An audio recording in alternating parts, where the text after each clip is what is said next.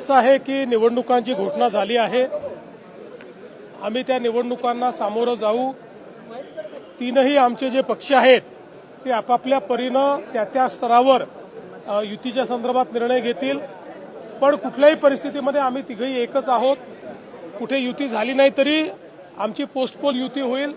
त्यामुळे मला असं वाटतं की या नगरपालिकेच्या निवडणुकीत महाराष्ट्राची जनता मोठ्या प्रमाणात आमच्या महायुतीलाच कौल देईल। हे चांगलं आहे, विरोधी पक्षाचं काम आहे।